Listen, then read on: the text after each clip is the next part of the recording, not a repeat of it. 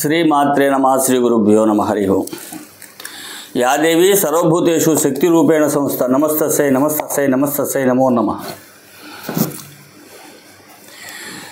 గత 10 రోజులుగా సోషల్ మీడియాలో విపరీతమైనటువంటి ప్రచారం ఏమిటంటే దీపావళి పండుగ ఎప్పుడు, హిందూ పండుగలు వచ్చినాయంటే సోషల్ మీడియాకి ఇది ఒక పండగగా తయారైంది. ఏదో ఒక మీడియా వాళ్ళు దాన్ని నెత్తికెట్టుకోవటం, హిందువులు పండుగలు సక్రమంగా లేవనేటువంటి వాదన తీసుకురావటం, హిందుత్వం మీద దాడి చేయడం బాగా అలవాటుగా మారిపోయింది. అయితే వాస్తవానికి ఆంధ్ర తెలంగాణలో ఉన్నటువంటి పంచాంగకర్తలంతా కూడా సంపూర్ణంగా ఖచ్చితమైనటువంటి తేదీలతో నిర్ణయం చేయడం జరిగింది.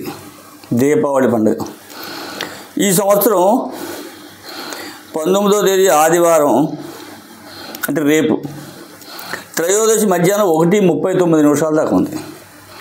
అక్కడి నుంచి చతుర్దశి వచ్చింది. చతుర్దశి అంటే మనకి ఏమిటి, నరక చతుర్దశి అంటాం. దీపావళి పండుగ ముందు రోజున నరక చతుర్దశి అంటాం. అదే రోజు మాస శివరాత్రి, ధన్వంతరి జయంతి కూడా వచ్చినాయి. అంటే 19వ తేదీ ఆదివారం నాడు. 20వ తేదీ సోమవారం చతుర్దశి మధ్యాహ్నం 2:39 వెళ్ళిపోయి అమావాస్య గడియలు వచ్చింది. ఎప్పటిదాకా 21వ తేదీ సాయంత్రం 4:05 వరకు ఉంది. అంటే సూర్యాస్తమయం దాటిన తర్వాత అమావాస్య ఉన్నది ఎప్పుడంటే 20వ తేదీ. మనం ఎప్పుడైతే అమావాస్య ఉందో ఆ గడియల్లోనే దీపావళి పూజ,